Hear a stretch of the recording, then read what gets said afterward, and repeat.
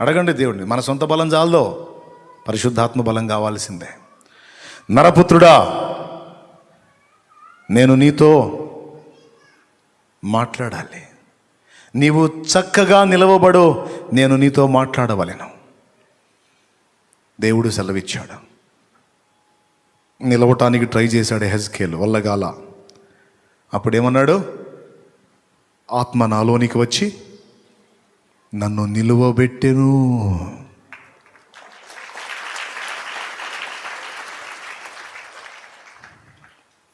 గమనించండి, అపవిత్రతను విసర్జించినటువంటి ఈ నలుగురు, ముగింపు, అపవిత్రతను విసర్జించిన ఈ నలుగురు వంటి వారు ఇంకా ఎవ్వరూ కనపడలేదంట నెబుకద్నెజరుకి. అది కదా మూలవాక్యం. ఏంటి వీళ్ళ స్పెషల్ అంటే, వీళ్ళు దేవుని కోసం అపవిత్రతకు దూరంగా ప్రత్యేకంగా ఉండాలని వాళ్ళు ఆశపడి ప్రయత్నిస్తే, దేవుడు వాళ్ళను ఆశీర్వదించి రాజు కనులకు సైతం వాళ్ళు ప్రత్యేకంగా కనబడేటట్టు దేవుడు చూపించాడు వాళ్ళని. దేవుని కొరకు ప్రత్యేకమైన జీవితాన్ని కలిగి ఉండడానికి నువ్వు కృషి చేస్తే నీ లైఫ్ని కూడా దేవుడు జనానికి ప్రత్యేకంగానే చూపిస్తాడు. నువ్వు మూలను దాక్కున్నా సరే, నువ్వు ఎవరికి కనపడకుండా దాక్కున్నా సరే నిన్ను తీసుకొచ్చి చూపిస్తాడు ఆయన, అంతే స్పెషల్గా. ఎప్పటివాడు? ఇప్పుడు చెప్పిన శామ్యుయల్ మోరిస్ ఎప్పటివాడు? చాలా సంవత్సరాలు అయిపోయింది ఆయన వెళ్ళిపోయి కూడా. కానీ ఆ జీవితాన్ని ఇంకా దేవుడు చూసారా, ప్రత్యేకంగానే చూపిస్తున్నాడు అందరికీ. దేవుని కొరకు ప్రత్యేకింపబడిన జీవితము విలువాది. నేను చెప్తున్నా, 1000 మందిలో ఉన్నా సరే నువ్వు స్పెషల్గానే కనపడేటట్టు చేస్తాడు ఆయన. ఎందుకంటే నువ్వు అలా ఆశించావు కదా దేవుని కోసం. నేను దేవుని కొరకు ప్రత్యేకంగా ఉండాలి, వారి వలె ఉండకూడదు, ప్రత్యేకంగా ఉండాలి. వాళ్ళు అలా ఉన్నారని తృణీకరించడం కాదు, కనీసం నేనన్నా జాగ్రత్తగా ఉండి నా దేవుని కార్యాలు జరిగినట్లు నేనన్నా ఆయనకు ఒక నివాసంగా నిలబడాలి అని ఏ హృదయం ఆశిస్తుందో ఆ హృదయాన్ని దేవుడు ఈరోజు దర్శించబోతున్నాడు. నేను చెప్తున్నా, దేవుని సన్నిధి తనతో ఉన్న యోసేపు అనే ఒకడిని యాకోబు కలిగి ఉన్నందుననే కరువు కాలమందు యాకోబు కుటుంబం బతికిపోయింది. లేకపోతే కనాన్లో చచ్చి ఉండేవాళ్ళు.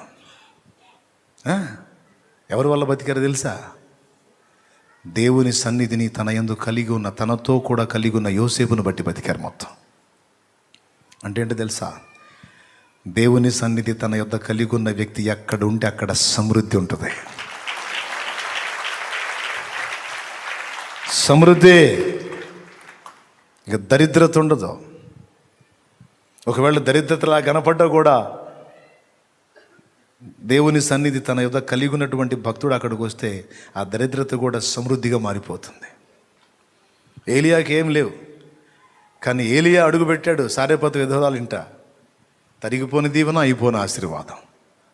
ఎలీషాకి ఏం లేవు, ఆస్తులోనే నయమాన్ ఇవ్వబోయినా తీసుకోవాలా, కానీ ఎలీషా ఎక్కడుంటే అక్కడ సమృద్ధి. మోషే ఎక్కడుంటే అక్కడ సమృద్ధి. యేసయ్య ఎక్కడుంటే అక్కడ సమృద్ధి. గంపల గంపలు మిగలాల్సిందే, కరువు ఉండదో. స్తోత్రం. 5 రొట్టెలు 2 చేపలు, మిగిలింది 12 గంపలు. ఏంది అది? యోసేపు ఎక్కడుంటే అక్కడ సమృద్ధి. ఐగుప్తు దేశం మొత్తానికి అన్నం పెట్టాడా? కనాను వాళ్ళకి అన్నం పెట్టాడా? కుటుంబానికి అన్నం పెట్టాడా? చూడండి,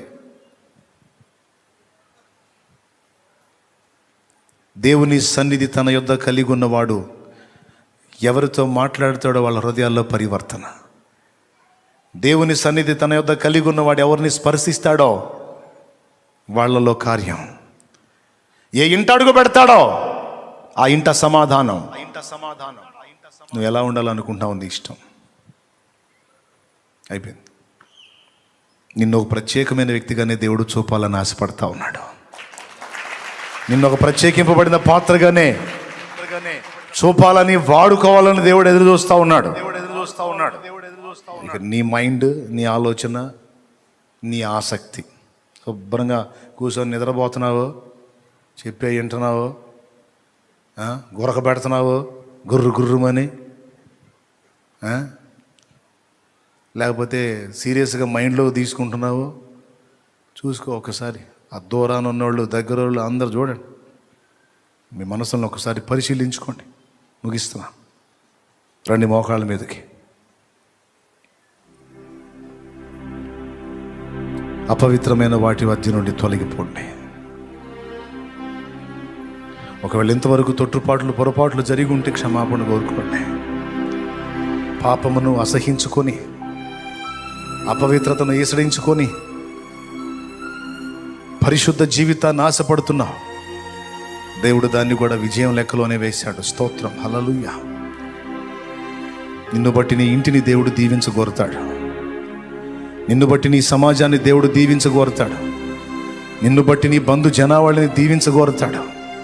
నిన్ను బట్టి నీవు నడుచు సంఘమును దీవించగోరుతాడు. నిన్ను బట్టి నీవు ఉన్న ఊరిని దీవించగోరుతాడు, రక్షించగోరుతాడు. శాపానికి నిలయంగా ఉంటావా, ఆశీర్వాదానికి నిలయంగా ఉంటావా? దేవుని సన్నిధిని తన యొద్ద కలిగి ఉన్నాడో, తన యందు కలిగి ఉన్నాడో యోసేపు. ఫలితంగా ఏం జరిగిందో మీకు తెలుసు. శ్రమలన్నీ ఆశీర్వాదాలుగా మార్చబడ్డాయి. అనేకుల్ని బ్రతికించేవాడుగా తయారయ్యాడు. కుటుంబ ఆశీర్వాదానికి కారణమయ్యాడు.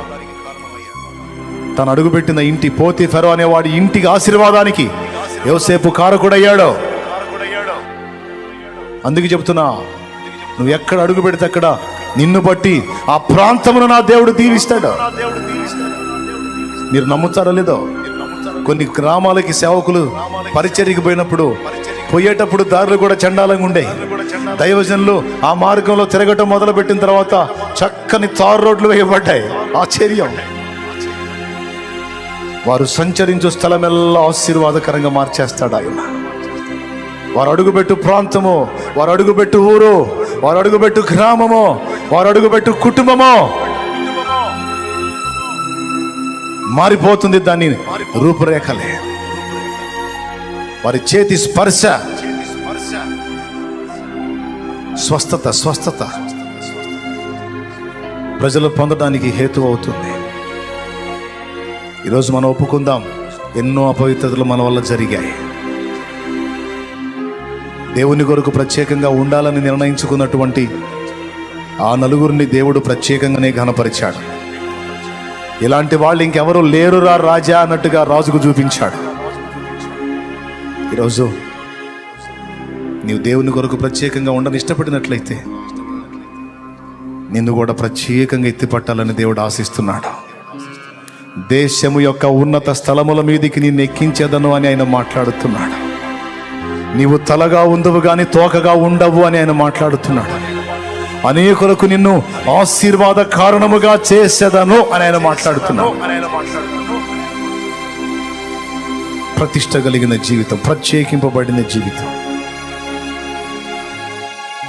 ఇంతవరకు జరిగిన అపవిత్రతలు వదిలేసే, తెలిసి తెలియని తప్పులు, పొరపాట్లు, లోపాలు ఒప్పుకో, క్షమాపణ కోరు.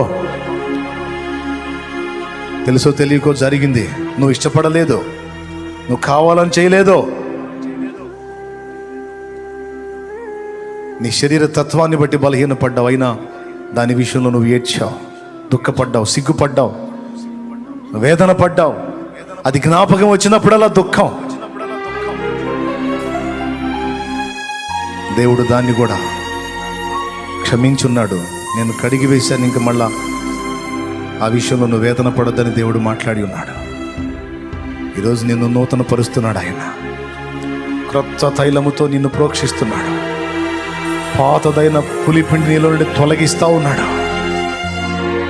ఈరోజు నూతన పరుస్తున్నాడు. నిలువెల్ల నిన్ను మరలా తన రక్తముతో కడుగుతున్నాడు. నా సోదరుడు, ఆ సోదరి, మళ్ళొక్కసారి నీ పైన తన రక్తధారలు ప్రవహిస్తున్నాయి. యేసు రక్తము మళ్ళొక్కసారి నీ పాపములన్నిటినీ కడుగునట్లుగా నీ మీదికే ప్రవహించి వస్తుంది. శత్రువు మీద యుద్ధం ప్రకటించో, పాపం మీద యుద్ధం ప్రకటించో, శాపగ్రస్తమైన క్రియల మీద యుద్ధం ప్రకటించు. అపవిత్ర కార్యకలాపాల మీద యుద్ధం ప్రకటించు.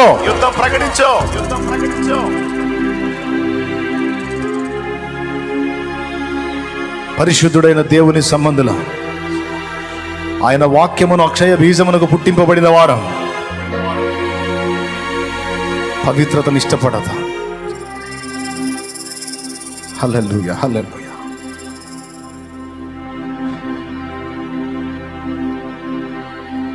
ఆ తీర్మానం నీలోనికి రావాలి. కనీసం ఇది మొదలుకొనైనా నీ వంతు పోరాటం నువ్వు చేయాలి. పాపానికి దూరంగా పారిపోవటానికి నీ వంతు ప్రయత్నం, నీ వంతు కృషి నువ్వు చేయాలి.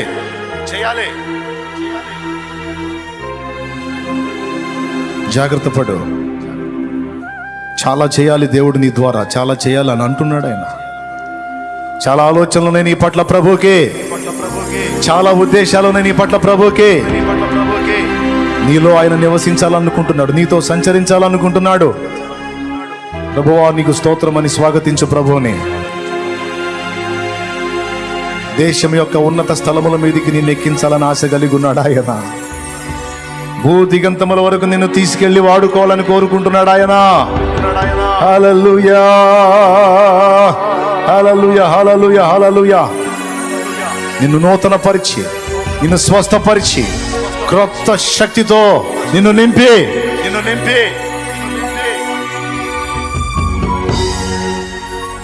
గొప్ప పాత్రగా చేయగోరుతాడు ఆయన. ఇది మొదలు తీర్మానం చేయి. వదిలేసే ఆ పాత పాపిష్టి బ్రతుకు వదిలే, ఆ ఊరికనే బలహీనపడే మనసు వదిలే. దీక్షభూను పట్టుదల కలిగి ఉండ. ఆ నలుగురు ఎలాగైతే తీర్మానించుకున్నారో మనం అపవిత్రతలోకి వెళ్ళకూడదు. మనం కలిసి ఉందాం, ఐక్యంగా ఉందాం, ప్రార్థిద్దాం, ప్రభు కొరకు ఉందాం, అపవిత్రతను అంటకుండా కాపాడబడదాం. మనం ఒకరినొకరు బలపరుచుకుందాం, ప్రోత్సహించుకుందాం. దేవుని కొరకు, దేవుని పని కొరకు, దేవుని కార్యాల కొరకు మనం ఒకరినొకరం రేపుకుందాం.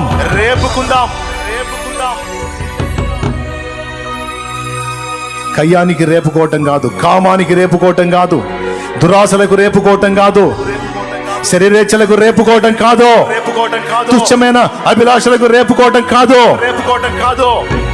దేవుని కొరకు, దేవుని చిత్తము కొరకు, దేవుని మహిమ కొరకు రేపుకుందాం, ఒకరినొకరం ప్రోత్సహించుకుందాం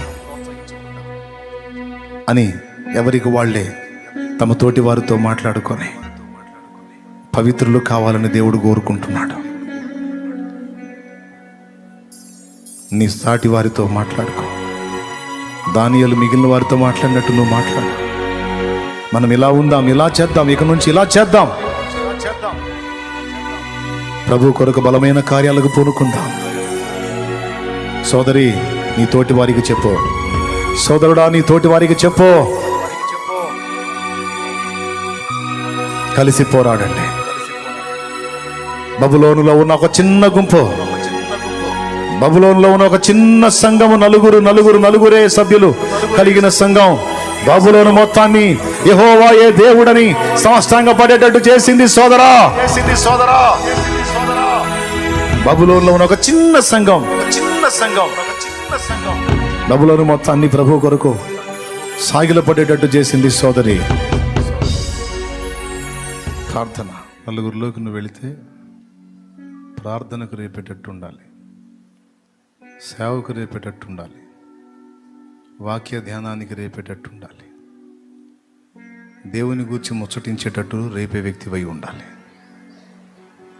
నలుగురు ఏదో లోక సంగతులు మాట్లాడితే ఆళ్ళలోకి నువ్వు జాయిన్ అయ్యి ఆ దరిద్రంలో నువ్వు మునిగి తేలటం కాదు. నీవు అడుగుపెట్టు ప్రదేశం నీ వలన ప్రభావితం చేయబడాలి. గుర్తుపెట్టుకో. అంతేకాదు, దేవుడు ఇచ్చిన వాగ్దానాలన్నీ నెరవేరుస్తాడు. నేను అది కూడా మీ చేత ఇప్పుడు ప్రార్థన చేయించబోతా ఉన్నాను. మాస్కులు ఉంటే చక్కగా మాస్కులు పెట్టుకొని ముగ్గురుగా కలిసి ఒకరికొకరు ఎదురుగా అట్లా ఆపోజిట్ తిరగండి. ముగ్గురు కలిసి, ఇద్దరు లేక ముగ్గురుగా, కనీసం ముగ్గురు కలిసి కలుపుకోండి. లేదా కనీసం ఇద్దరుగానైనా ఇద్దరుగానైనా సరే మనం ఇప్పుడు ప్రార్థన చేయబోతున్నాం కలిసి. బబులోన్లో ఉన్న ఒక చిన్న గుంపు, బబులోన్లో ఉన్న ఒక చిన్న నలుగురు దేవుని కోసం నిలబడితే ఆ నలుగురు వల్ల దేవుడు జరిగించిన కార్యం. రాజులు సాష్టాంగపడ్డారు, గడగడ వణికిపోయారు. ఈరోజు ఇంతమంది ఉన్నాం, ఎందుకని కదలటం లేదు? మన చిన్న గ్రామం కదలటం లేదే, మన వీధి కదలటం లేదే, మన బంధువర్గం కదలటం లేదే, మన పట్టణం కదలటం లేదే, మన సమాజం కదలటం లేదే, మన రాష్ట్రం కదలటం లేదే.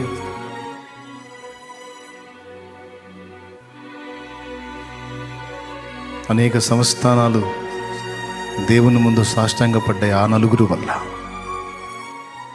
ఆ చిన్న గుంపు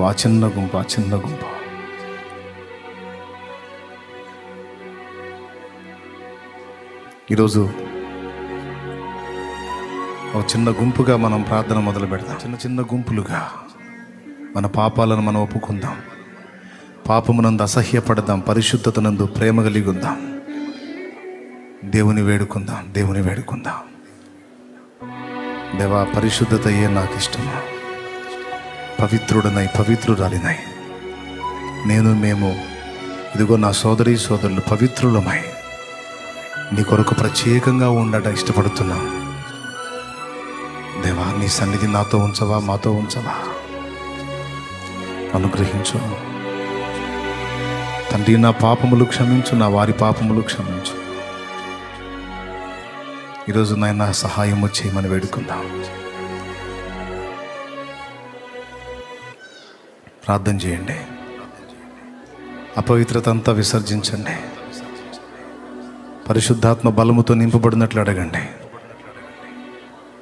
దేవుని కొరకు ప్రత్యేకంగా ఉండే జీవితం కోసం అడగండి, ప్రతిష్ఠిత కలిగిన జీవితం కోసం అడగండి, ప్రార్థించే జీవితం కోసం అడగండి, పరిచర్య చేసే జీవితం కోసం అడగండి, వాక్యాసక్తి కలిగిన జీవితం కోసం అడగండి.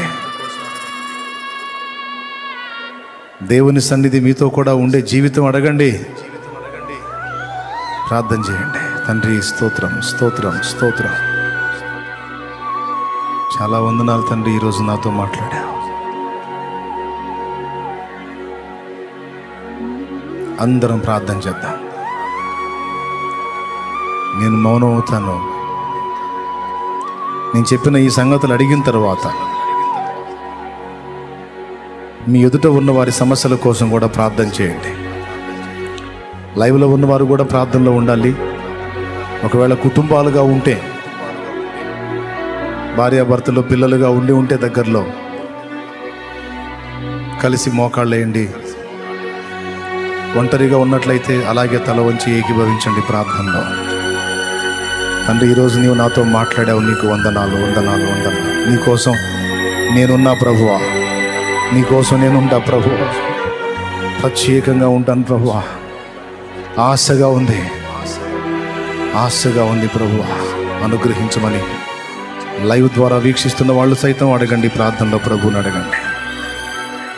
ఈరోజు నేను ఒంటరిగా ఉన్నాను, నా కుటుంబంతో కలిసి ప్రార్థన చేయాలి, నా ఆశ తీర్చుకో నాయనా. నిజమే నా ప్రభువా, నేను ఎవరిని కదిలించలేకపోతున్నాను.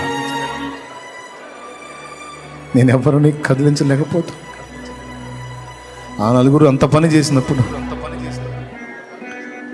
నన్ను కూడా నువ్వు వాడుకోగలవు. నిజమే, కొన్ని అపవిత్రతలు నా వల్ల జరిగినాయి, ఒప్పుకుంటున్నా. ఈరోజు నుంచి సరి చేసుకుంటున్నా. ఇంకా చెయ్యను ప్రభు, నాకు కూడా ఇష్టం లేదు ప్రభు. నా అపవిత్రత అంతా నీ ముందు ఒప్పుకుంటున్నా, నన్ను క్షమించు, నన్ను మన్నించి బలపరచు తండ్రి అంటూ ప్రార్థన చేద్దాం. అందరూ ప్రార్థన చేయండి. నేను చెప్పిన ఈ సంగతులు అడిగిన తర్వాత ఒకరి సమస్యల కోసం ఒకరు కూడా కలిసి ప్రార్థన చేయండి. నేను మౌనం అయిపోతున్నాను, ఎలుగెత్తి ప్రార్థన చేయాలి. నీ కన్నీరు దేవుని ముందు ఉండాలి. వేనోళ్ళ కొనియాడినా నాశయే తీరదే, నిన్నెంత ఘన ఘనపరచిన నా హృదయమే నిందది. వేణోళ్ళ కొనియాడిన నా ఆశయే తీరదే. నిన్నెంత ఘనపరచినా నా హృదయమే పిందదే. నజరేయుడ యేసయ్యా, నీ స్తుతి తప్ప ఆనందమే లేదుగా. నా స్థితి మార్చినది స్తోత్రనిధియే కదా. నీ స్తుతి తప్ప ఆనందమే లేదుగా. నా స్థితి మార్చినది స్తోత్రనిధియే కదా. వేణోళ్ళ కొనియాడినా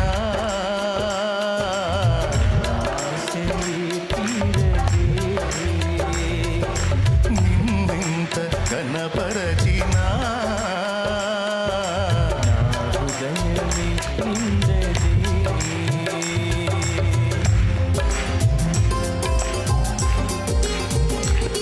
మనసారా చప్పట్లు కూడా ఎన్నిక లేని మనలను ఎన్నుకొని లోకములో నుంచి వేరు చేసి తన సన్నిధికి పిలిచిన దేవుడు నా ప్రార్థనా మందిరములో వారిని ఆనందింప చేస్తానని వాగ్దానం చేసిన ప్రభు. స్తోత్రం.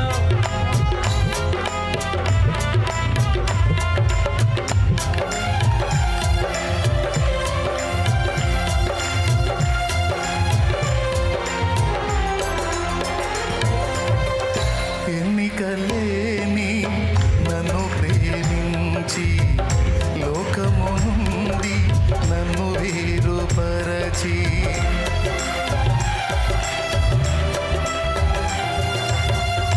ఎన్నికలేని నన్ను ప్రేమించి లోకము నుండి నన్ను వేరుపరచి నీ సన్నిధిలో నీ కౌగిలిలో నీ సన్నిధిలో నీ కౌగిలిలో నిత్యము నిలువగా పిలిచావు. మలిన బ్రతుకును నూతన పరచి, మలిన బ్రతుకును నూతన పరచి, పరిమళ సువాసనగా నన్ను నింపినావు. హల్లెలూయా యేసయ్యా, పెనవేశావు నీ ప్రేమతో నన్నిల. మది గెలిచావు లోకాన్ని మరిచిందల. పెనవేశావు నీ ప్రేమతో నన్నిల. జత కలిసావు లోకాన్ని మరిచిందల. వేణోళ్ళ కొనియాడినా ఆశయే తీరదే. నిన్నెంత ఘనపరచినా నా హృదయమే నిందదే.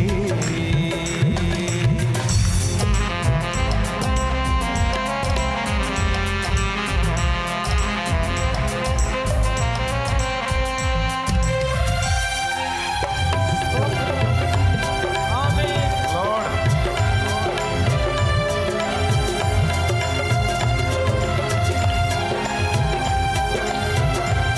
యేసయ్యా.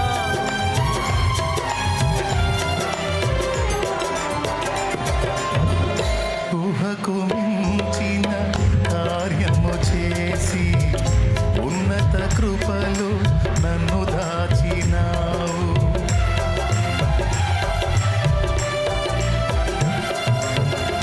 ఊహకు పాడాలి. కార్యము చేసి ఉన్నత కృపలు నన్ను దాచినావు. గమ్యమే తెలియని ఈ పయనములో, గమ్యమే తెలియని పయనములో నా గురి నీవై నిలిచావు. సర్వోన్నతుడా నీ సముఖములో, సర్వోన్నతుడా నీ సముఖములో నన్ను నాటి ఎదిగే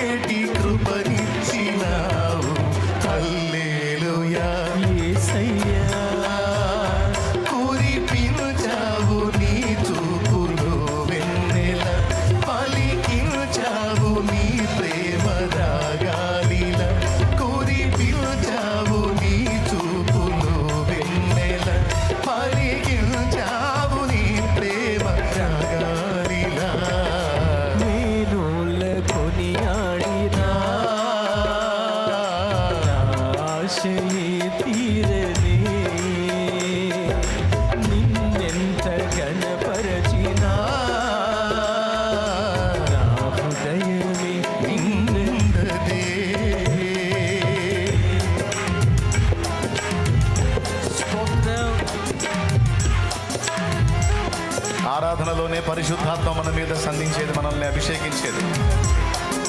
దేవుడు తన పరిశుద్ధాత్మతో మనల్ని సంధించేది ఆరాధనలో. మైమరచి ఆరాధిద్దాం. హల్లెలూయా. లార్డ్, నా దేవా, రాజుల రాజా,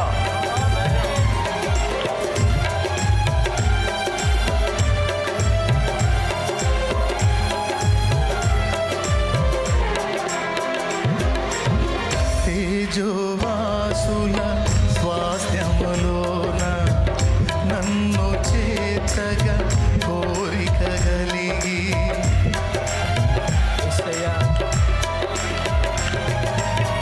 తేజోవాసుల స్వాస్థ్యములోన నన్ను చేర్చగా కోరిక కలిగి.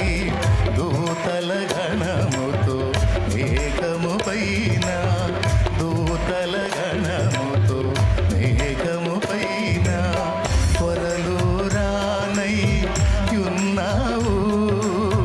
రాజుల రాజా నీరా కడనే, రాజుల రాజా నీరా కడనే.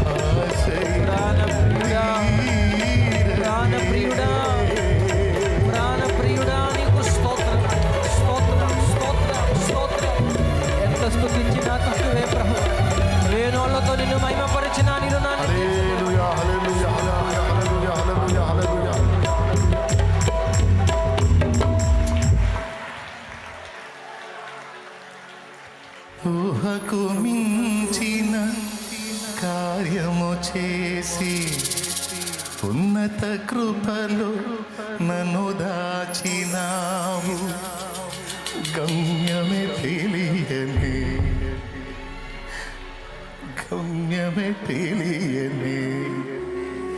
ఈ పయనములు నా పయనములు నా గురి నీవై నిలిచావు. సర్వోన్నతుడా నీ సముఖములో నన్ను నాటి ఎదిగేటి కృపనిచ్చినావు. హల్లెలూయా యేసయ్యా. కురిపించావు నీ చూపులు వెన్నెల, పలికించావు నీ ప్రేమ